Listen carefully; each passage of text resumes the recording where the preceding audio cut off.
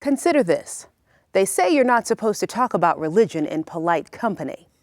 But if you don't, you may not realize that religion in America is on the decline. Or is it?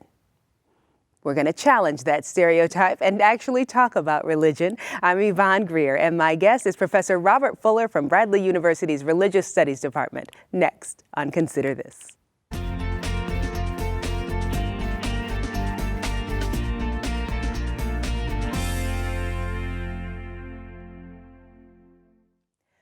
A recent survey of some 35,000 Americans by the Pew Research Center suggests that most Americans don't believe in God the way we used to. Here to examine that question with us is Dr. Robert Fuller from Bradley University's Religious Studies Department. Welcome to Consider This. Well, this is fun, and I say discussing religion is the best of all topics, and it's not a controversial. You know, I almost think that the most interesting thing about a person is her or his ideas about religion. Why is that? They say so much about us. They talk, once we tell it, we know people's way of thinking, of feeling, and of connecting with others. So much of that is packed into our spirituality. And so if we take it and we're somewhat respectful of each other, we know we're not all going to agree on this, I think we can always find a common ground to talk about the most fun topic of all, religion. So the Pew Research Center suggests in their survey that the number of Americans who are actually practicing a religion, any religion, Catholicism, Muslim, Buddhism, Hinduism, whatever it is actually on the decline. It is in the decline in the United States. Now let's remember, the cultures most like us, Western Europe and countries like Japan, Australia, New Zealand, religion's been on the decline now for about 80 years in those, and they are even lower than us in church attendance. Can I just give you last weekend, for example, not a major holiday weekend for a religious organization, but about 30+% of Americans went to an organized worship service last weekend. In England, Denmark, Norway, Sweden, that figure's probably 8%. So we are far more still religious than those countries, but they are the most like us, and we seem to be heading in their direction. And if we're all on the decline with our religious practices, any idea why? Well, we have lots of thoughts. And what the Pew Research Center showed us is that if we go back as recently as 7 years ago, they compared it to this. We have declined in people who have absolute confidence. And one of their questions was, do you have absolute certainty in the existence of God? Now, I want to point out that almost 90% of Americans, if they are allowed to define the concept of God broadly, will say that they believe in some kind of universal spirit, some power greater than what can be seen with the physical senses and detected with the physical senses. And they believe in something greater than that. But then when you ask, do you have absolute certainty in that? It has been slipping, and it's now down to about 63%, or put differently, 37% and it's slipping of Americans have difficulty. Millennials. Yes, and it's even higher with millennials. So is it that the baby boomers didn't pass down those traditions, or is it that millennials have a new perspective on life? You know, what leads to, and remember, these people said they weren't absolutely certain. It didn't mean they had no response to the concept of God. But things lead to this. First of all, the increasing role of science and technology. And these are individuals who every day of their lives connect to the world through Facebook. They use iPhones. They avail themselves of sophisticated modern medicine, scientific medicine. And they appreciate the way science has asked questions and formulated and been evidence-based in their thinking. And increasingly, the millennials are evidence-based in their thinking. And they're asking themselves, what kind of evidence do I have for these beliefs? And so they're asking themselves that more, and that's part of it. But the second is this. They're very aware that if they were born in India, they would have a different set of beliefs, or in China, or in Saudi Arabia, more so than generations ago. They're very aware that where you're born in the world will have a lot to do with what you believe. And this gives them more pause of having absolute confidence that something that couldn't be really called knowledge the way it is in science and math, but when we move to religion, we're speaking of belief. And now they're starting to have less confidence that those beliefs you can be certain about. Is that why then we tend to hear more people being or describing themselves as being spiritual, but not having a tie to an organized religion? Yes, and I want to point out that scholars do appreciate the Pew Research Center. We rely on them. They interviewed 35,000 people for this survey, and they are very sophisticated in how they go about it. So there's a fair degree of statistical significance to what they find. But this survey didn't look at that group. They were looking specifically at the belief in God and certainty about belief in God. And we'll repeat, belief in God, and especially certainty in belief about God, is beginning to show declines in American culture. I want to still reemphasize that doesn't mean that the majority still believe in some kind of God or universal spirit. However, it's in decline. Now, what they didn't look at is we know that at least 40% of Americans do not have a connection with a religious organization. They don't belong to a temple, a synagogue, a mosque, a church. And yet, they wake up in the morning and they ask, where did the universe come from? What happens at the moment of my death? When I draw my last breath, what do I want to have done with my life? What would make my life meaningful? How should I live? And they ask these questions. And so they're still spiritual. Now, some of them are very actively spiritual. And they're reading books, they're going to workshops, they might try some yoga or some other kinds of what's called Buddhist mindfulness meditation. They might explore these things. They might go to a variety of Christian churches. And explore, but they're still always in the exploring mode, and probably don't feel confident that they'll ever find a once and for all destination. So we sometimes call this quest or seeker, but most identify themselves as, I consider myself spiritual at a personal level, but then using the word religion to be when it's a collective group, a congregation, a formal tradition that has survived time and history. They don't feel that they can fully commit themselves to a single religious organization. Now, this is an interesting group, and actually my research specialty, because although some of them, their religiosity is mild, they rarely think about it. For others, it's a daily concern of theirs. They meditate, they pray, they read religious volumes, but they're doing so widely and not in a communal context and limiting themselves in some respects to a single religious tradition. So they're very fascinating. But I want to report that, and just underscore that there's a lot of Americans who have no religious affiliation, who are still quite spiritual, and on a sliding scale, some very active in this. How did you come to be involved with religious studies? Were you a kid who was raised in a particular religion and just needed to know more? Oh, I'm not 100% sure of this, but I was raised in a family that belonged to a very, what we'd call mainline Protestant church. And throughout my whole youth, I attended a Sunday school every weekend. My parents were simultaneously attending the adult worship service, and we went to summer Bible camp, and we were affiliated. But somewhere when I was in late junior high school or early high school, it started with my parents, but also the teenage children, started to say this didn't fill us much anymore. We didn't understand some of the rituals, some of the doctrines we all recited each week and in unison together, and some of them we quite frankly no longer believed in. As our levels of world awareness came and scientific understanding, we just didn't believe some things, if you want to call them miracles in the ancient times. We no longer had certainty or confidence in them. And we began week after week going to a different church. Oh, wow. And we took this up for almost 2 years, and we attended Roman Catholic, Eastern Orthodox, Reformed Judaism, Seventh-day Adventists, Mormons or Latter-day Saints. We attended Baptist. We attended, did I already say Seventh-day Adventists? Yes. Let me think. But we attended one after another after another.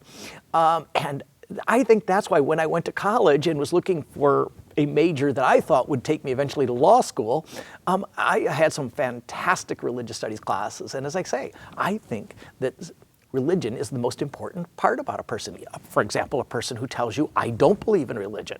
I'm an evidence-based thinker. My understanding of what is evidence is what the natural sciences do. And until I find that kind of evidence, I'm learning a lot about that person.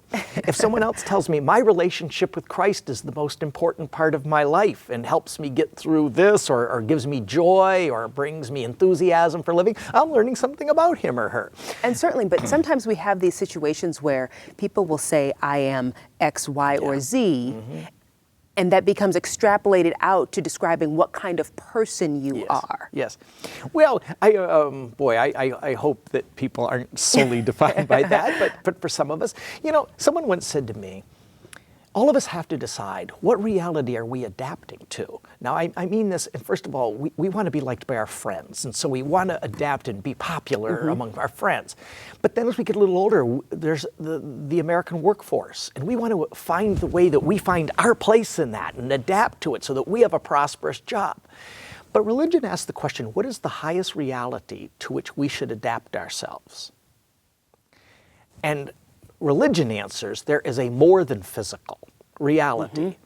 that humans ought to be finding harmonious connection with, finding a harmonious relationship with, if you will, preparing themselves for, might be another way of putting it. And that's where religion differs from non-religion. It says there's something more than just meets the eye, something that can be quantitative. And I do think there is something in the human nature that quests for that. It's not a passion for many of us, of course it's not. But for some people, it is a passion. And I find this fascinating. Do you find that people tend to lean more toward religion as they get older and start looking at their own shortened time on this earth? Yes. Well, you ask a great question, because for a long time we had studies that showed that older people are more religious than younger people, but we didn't know for positive whether that's because you become religious as you age, or whether just people raised many decades ago were raised to be more religious. But we now know the answers and to what these. Is yes, and in fact, and we know this, I think, for absolute certainty. Controlling for everything else, so people do become more religious as they age. And there's no evidence to suggest it's fear, like I know I'm closer to my death and I'm now afraid and I want to do something about that. There's actually little of that, surprisingly little of that in the people who have been interviewed in these studies, and it's a great number of people who have been interviewed in these studies. It's just a contemplation of, I guess, seeing your own life from a bird's eye view and just kind of wonders what matters in the long run. And why was there even a universe here for me to have spent 80 years on planet Earth at all? And I think this drifts people towards broadly religious, but it tends to be a reasonably tolerant religion. And additionally, at least in my family, it tends to be that the older you get, the more religious you become, and the more inclined you are to impress that religion upon younger members of the family. I don't know about a study about proselytizing among the aging population. That I don't know, but that's one thing I think is now pretty settled in the social science literature, is that we do become more religious. Obviously, we're not all going to do it in the same way and the like, but that's a pretty decided issue. As a parent, sometimes I do struggle with raising children and helping them sort of find their way in these greater questions about life and God and our existence and what it all means. Any suggestions as to how people can go about that? Would you suggest, as you were raised, trying something different every week, or is it, this is what our family believes, and until such time as you get old enough to adopt your own beliefs, this is where you will go? I wish you told me we might consider this ahead of time. This is a profound question that so many of us face. You know, I've raised two now adult children, and I asked myself this many times. How do you, and I sometimes found this difficult. By the way, when my sons were little, one thing, we're an unchurched family. Okay. But I did think that, for example, biblical literacy was important, and I did my best to have, these were required family times, by the way, that we sat together, and they didn't always appreciate it. But we exposed them to make sure they had at least minimal biblical literacy. But then I expanded that, being a professor of world religions, I expanded that to many world religions, and it was a constant conversation at the dinner table. But boy, I wish I had to you. How do you? And I would begin with some little things.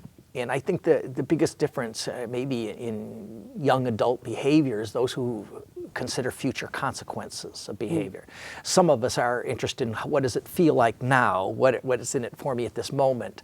And it can lead, sometimes our short-term behavior leads to very disastrous consequences over time. And I think that the more that we can raise children to consider as a more bird's eye view of their life, I think you'll nudge them in directions where they'll ask healthy, wholesome questions and seek out that. And the decisions that they make notwithstanding, organized religion serves a great purpose to a great many people's lives. It gives them a sense of comfort and certainty and definitiveness about their lives.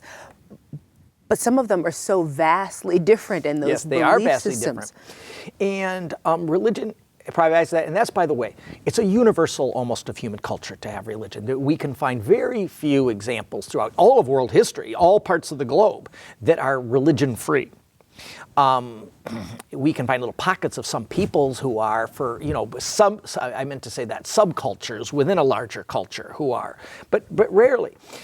But the next question is, if we need direction and we need structure and we need at least a moral compass, is it arbitrary which one we have? And are any of the ones being provided by religion true? And that's why some of the millennial generation, who I was saying earlier, they're very aware that religion is partially an accident of birth. That if I had been born in Riyadh, Saudi Arabia, I wouldn't be a Baptist. Okay, if I had been born in New Delhi, India, I wouldn't be a Roman Catholic. Got it. And so they're very aware that they would hold a different faith. And so this is a little bit what they're questioning. And it's not that I don't think that the people who are telling the Pew Research Center, I don't have confidence in a specific religion or a specific concept of God. I don't think they're telling them that I'm not open to it. I think they're saying I need to follow a reasoning process where I'm given more evidence and led through a reasoning process to affirm this.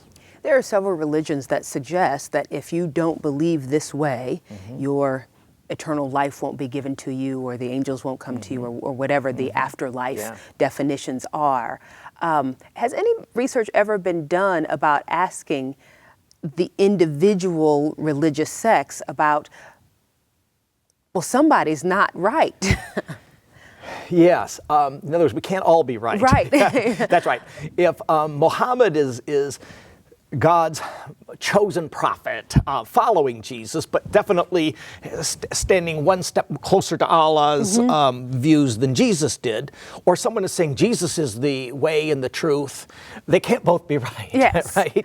Yeah, it's an interesting question. And they do tend to somewhat cancel their beliefs out. And again, this is the kind of thinking style that has led people in Western Europe, who are very cosmopolitan and have traveled the globe much more than Americans have, but increasingly Americans, to be less certain. Remember, Americans aren't saying they totally reject the concept of God. They're just telling the Pew Research Center, I'm less certain about it.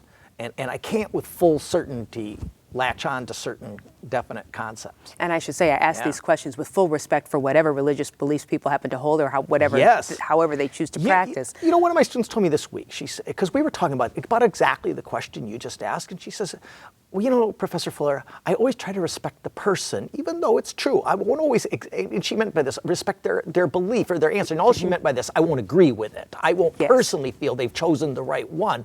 But she says, I do respect the person. And I think at least that's a minimum beginning ground for the study of religion. And over the years, as you've taught religious studies, do you find that students who enter the program or the field of study have similar mindsets, or that similar curiosity that they're still trying to figure it out as well? Or have they come in with a specific doctrine that they want to affirm or deny? Well, of course, some have come because they themselves saw the benefits of participating in a religious youth group, the connection with other of their own age, and an adult mentor. And they aspire to go into that. So they aspire to grow in a tradition they've already chosen. But I would say most students who take my courses have a hunger for the divine in them. And this isn't for everyone, but I don't know, I wouldn't want to put a percentage of the population. But there's, in the human being, we know our finitude, and we both intellectually wonder about the infinite, and a little spark in us wants to connect with the infinite. Now, you've seen this throughout history. In all cultures, there have been some people who dedicate themselves to, we'd call it like the monastic life, like living in a monastery, to single-handedly find inwardly a connection. In early Christianity, they were called the Desert Fathers. The monasteries have existed in the West, but the same has existed in Asia. There are Buddhist and Hindu meditation centers where people quest to unite with God. And I think that the people for whom religion becomes alive, for whom it becomes a living passion, are people who somewhere have this spark, I want to know the ultimate. I want to experience the infinite. I want the highest possible human experience. And to me, that would be if I can connect with the source of all. And maybe this can't be a long-term issue in your life, but it's at least a short-term passion for many. And those are the ones who I find gravitating and like to take repeated classes, because they're deep down asking, how would I know the infinite, or how could I come closer to it? I agree with you. It is very fascinating. And I know Oprah Winfrey recently did a series on beliefs and what people believe and what their faiths are all around the world. And for some people, it's a bungee jump brings you closer to the infinite. And for other people, it's a dip in a river. And for others, there's a myriad of ways that faith is expressed. Is there a way to at least communally here in the States, sort of bring people together around a central Well, you know, table, yeah. even if their expressions of the same Yeah. quest for faith are different? Wow, I don't know if we can do this religiously. We've always been, I call it pluralistic rather than monolithic religious. Now, in the early days of the colonial days, in 1776, when we came together as a nation, it was almost predominantly Christian. Judaism was a tiny, tiny segment of 1% of the population, and mostly Protestant Christian, but maybe 20 different Protestant denominations. But they did agree. And even the founding fathers, who themselves weren't personally religious, they saw the value of religion culturally. But the problem was there are so many points of view. The key to religion to me is finding lowest common denominators. All of us in school learned how you could take a complex fraction like 12/16 and then reduce it to 3/4. And I think the religion needs to find lowest common denominators. And what I said earlier about the young student who said to me, I can respect the person even if I can see diversity of opinion. And I won't respect all of his or her opinions, but I will respect the person who holds them. I think that begins the beginning of the lowest common denominator in religion. Because I think we can have some unity without uniformity, and that is possible. Very well said. The Pew Research study also talked about prayer, and the number of people who pray regularly is still fairly significant. Still fairly significant. What does it mean to pray? Yeah, well, I'm thinking of a few churches in town, and these are churches in town that have vital congregations who actually don't believe in prayer. If you mean by that, getting the attention of a supreme being who will interfere with reality and miraculously intervene on your behalf and alter the course of events. But they view prayer as a silent period of opening and becoming receptive, because there's so many things. Are you praying for praise, thanksgiving, supplicating for intervention, let's see, or becoming receptive? And so I know two churches in town who very much emphasize techniques for receptive prayer, but who would totally reject the idea of influencing a divine mind. And yet other religions very much, they'll even begin the service saying, so-and-so in our congregation is ill and lying in the hospital tonight. Let's begin for a prayer to ask God to intervene on her or his behalf. So it's very interesting. So prayer can mean so many different things to different people. So we never know. And Yvonne, this is one of the things I wanted to underscore. I respect the Pew Research Center's ability to have a diverse population that they interview, but at the end of the day, the people responding don't always understand the terminology. And if you hear the word prayer, it will mean one thing to you and one thing to me. And it'll be the same thing about if I say, and the many people who say right now, and it's the growing among the millennials, that I call myself a nun. I have no religious, if you ask, what is your religious orientation? None. Well, and that is a term used to describe a group I of pray people. every day and read the Bible. I just personally don't attend a church because they think the church is filled with hypocrites who aren't as religious as they are. And they're even more religious. And others, of course, it means they're really an atheist. So we just don't know. So the term none doesn't mean I have no spiritual belief. This is my area, and I do research in the field of religion. And I just know that every time I come up with a measure and I'm running some kind of an experiment or creating a questionnaire, I think I'm so clever and will write the questions so that when they respond, I'll understand something better. And I realize they interpreted words like prayer and religion and God and things in so many different ways. I sometimes don't know if I measured anything at the end of it. And I don't think any of us really know if our path is the right way or somebody else's path is the right way. But as we began this conversation, it really is fascinating to look at all of the different facets. It is fascinating, and I'll repeat, the most interesting thing about a man or a woman is her or his religious beliefs and religious practices, or the non-existence of them. And it tells a lot about their thinking and feeling and relationship to the world, and so it's a topic of endless curiosity and vitality. And it's been fascinating to talk to you as well. Thank you so much, Dr. Robert Fuller from Bradley University. Fascinating conversation indeed. And also fascinating, taking a look at our feature artist of the week. I am an illustrator. I realized I was interested in drawing things ever since I can remember. I've always been a doodler. I've always wanted to draw what I see. And taking a drawing class really helped me to be able to draw anything, and it also changed my perspective. I get a lot of my ideas just randomly because I have a mind that just never stops. And so I always have ideas, always. Sometimes too many ideas to even be able to produce. Sitting down in front of a canvas, it puts me in a very quiet place. The painting becomes like the words that I have in my mind, or the stories and the memories. And so all those things become transferred onto the canvas.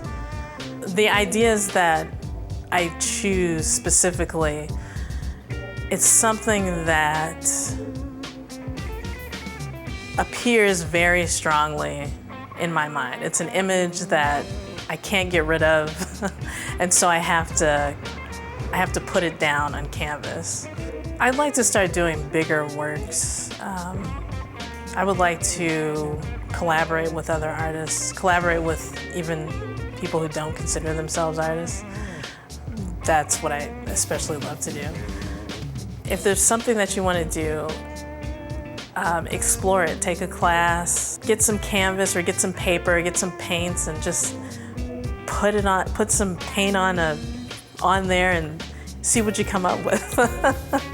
Because really that's how it begins. Thank you so much for being with us on Consider This. My thanks also to my guest, Dr. Robert Fuller from Bradley University's Religious Studies Department. We'll see you next time.